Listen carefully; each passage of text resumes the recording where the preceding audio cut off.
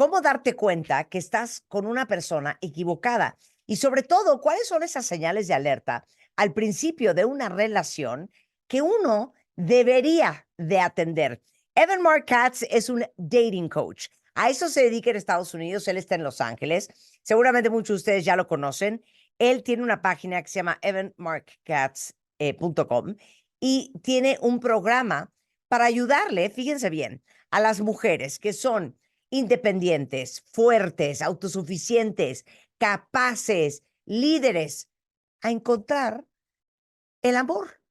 Y entonces el día de hoy nos va a dar los 10 red flags, o sea, las 10 banderas rojas cuando empiezas a salir con alguien. My friend, welcome back to the show. How are you? I'm great. Thank you so much for having me back, Martha. It's good to be here. Okay, so 10 signals that you should pay attention to if you're starting to date a guy. So you say, number one, if he's married, forget it. Yeah, I actually just did a podcast about this recently, and I had a client tell me how much she loves married guys. Like for the past 10 years, she's just dated a series of married guys because they're so romantic. They're so into her. The problem is they're always a dead end. The married guy never leaves his wife. And if he does leave his wife, what is the one thing you know about him? He's a cheater. Of course. So if he's married, that's absolutely a red flag off the table. Unless you want to be a lifelong mistress, if that's your goal, then you could achieve that goal. But I don't think that's where most people want to land. Claro. And you know what we said on the show so many times about dating married men? Having a secondary relationship shows you a lot about how that person deals with problems, how that person deals with uncomfortable situations, talks about his value system. So it says a lot about a person. And I'm not judging. I mean, you can be married and fall in love with somebody else. That's one thing.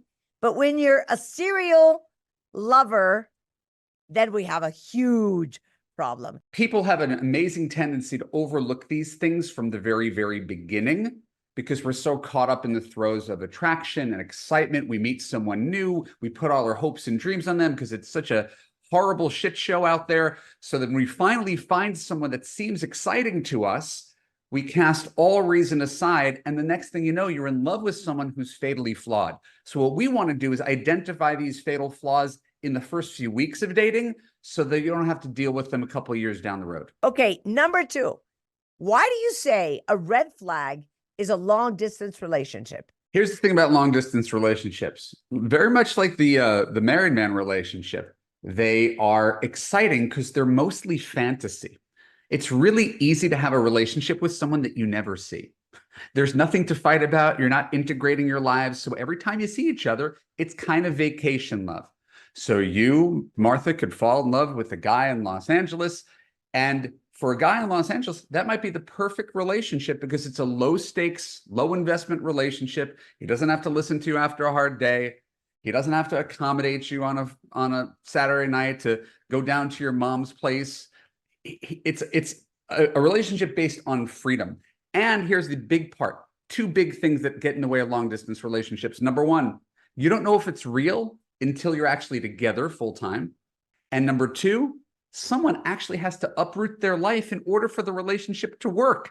Yeah. So why choose something where those two conditions are there when I promise you there is a guy within 20 miles of your house where neither of you have to go through that? Oh, and that doesn't mean that they haven't been long distance relationships that have actually worked. My sister's married to a long distance relationship. I just discourage it because all relationships are high risk. Long distance add 2 levels of risk. Exacto. Okay. Number 3. Oh my God. Este les va a doler, cuentavientes. He is separated. Está separado. It's funny. I just have a client who's dating a separated guy. And here's the hard part. Separated is, right, it's one step removed from being married, but it's not yet divorced.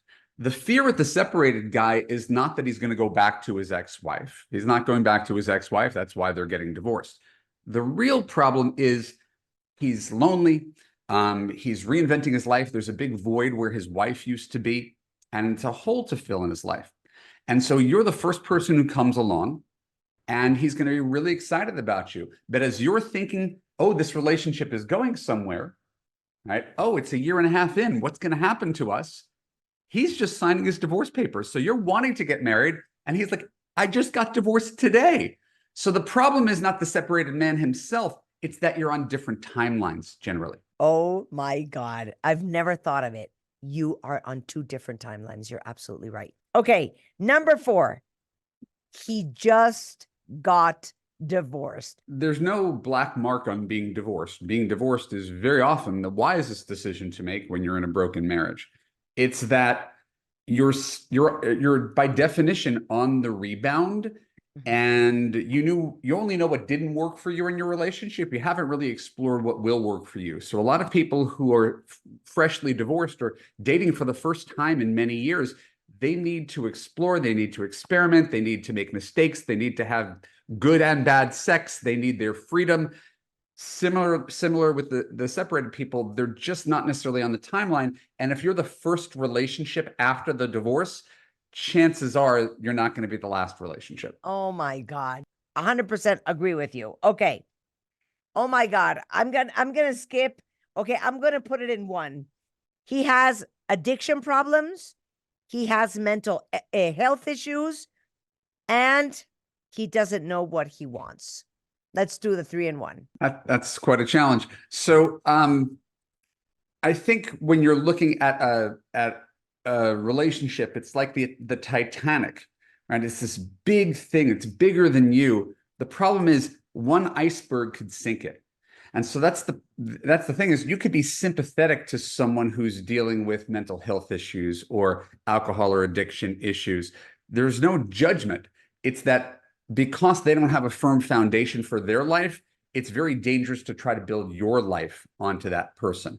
Parallel that with someone who comes from a broken family, went through 2 divorces, doesn't have much confidence in the faith of in the institution of marriage.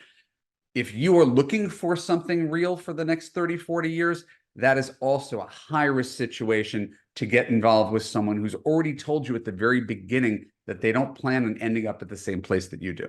Yeah. Okay. This one is lovely. Let's talk about the breadcrumb guy. Definition of breadcrumb is the guy who gives you just enough effort to think, oh, this guy's really interested in me, but never actually follows through. He's leaving you breadcrumbs, but he never gives you the whole meal.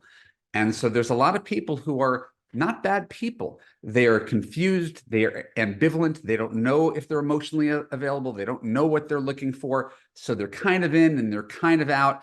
And in Love You, my signature course, I let women know you are the CEO, he is the intern. And if the intern doesn't really want the job that bad, you need to let go of the intern. Oh my God. And last but not least, he says he doesn't want to get married. He's not sure about that, or he's not sure or is sure he doesn't want to have kids. Why is that a red flag? I think there are plenty of things in relationships that people can compromise on, right? You cook the meal, he does the dishes, he leaves his socks out. Some person makes more money than the other person. There's all forms of compromise. There's no compromise between being married and not being married and having kids and not having kids. So it's getting clarity at the very beginning of the relationship that you want the same thing and that you're on the same path. Because if you're not, you could deeply fall in love with someone and have irreconcilable differences when it's time for the moment of truth. And I wouldn't want any woman to date a maybe guy, right? Oh, maybe one day I'll want it. Maybe with the right person, I'll want it. And then 2 years later, discover he's like, nah, my maybe's a no. And now you've just invested ages 37 to 39 with that guy. I would just rather choose a guy who's very clear in what he's looking for. Claro. A ver, es que hay que escoger a una persona que tiene muy claro lo que quiere. Y puedes no querer casarte y puedes tener muy claro que no quieres tener hijos. Pero eso es algo que a lo que uno no puede renunciar. Nadie puede pedirte que renuncies a tus sueños y tú no puedes pedir a nadie que renuncie a los suyos. Y lo importante es, muy temprano hay que tener claridad que los dos quieren la misma cosa y no creer que a lo mejor un par de años, ya cuando llegue el momento de la verdad, te salga con esta sorpresa. O que creas erróneamente que con tu amor y con tu convencimiento vas a lograr que se quiera casar contigo o vas a lograr que quiera tener un hijo contigo. Si ustedes están en una relación con estos hombres de tal vez algún día quiera, tal vez me quiera casar, tal vez sí quiero ser papá, están tomando un riesgo absolutamente innecesario que a lo mejor algunos años después, cuando se den cuenta que sí iba en serio y que no estaba nada claro de lo que quería, les parte el corazón. Entonces, hay que estar en una relación en donde desde el principio los dos vayan hacia el mismo camino. So, final thoughts. Give us a lovely speech to all the women out there listening. I think there's a lot of trouble in the world today. I don't think that's terribly controversial. And the big story that I'm hearing from my end as a coach for women is that there's no good men out there. Everything sucks. Men suck. Mexico City sucks. Dating apps suck. Here's the thing. It's not true. It's a version of events, but it's not the full version of events. Even if 90% of men are definitely not your guy, that leaves 10% of men. If 10% of men are good husband material, how many do you need? You need one. And so if we can, per today's conversation, eliminate these guys in the first few weeks of dating, then you don't have to waste any more time on guys who are obviously going to be disappointments. You could see the signs early on. Claro. Entonces, piensen que si ustedes ponen atención a todas estas alertas, en las primeras semanas, en los primeros meses de empezar a conocer a alguien, pueden tomar decisiones mucho más sanas para su futuro, pueden dejar de estar perdiendo el tiempo en hombres que no son para ustedes, para invertirlo en encontrar al que sí es perfecto para tener una relación. Evan, thank you so much. I send you a big kiss, my friend. Thank you for the conversation. Thank you, as always. As always, dear.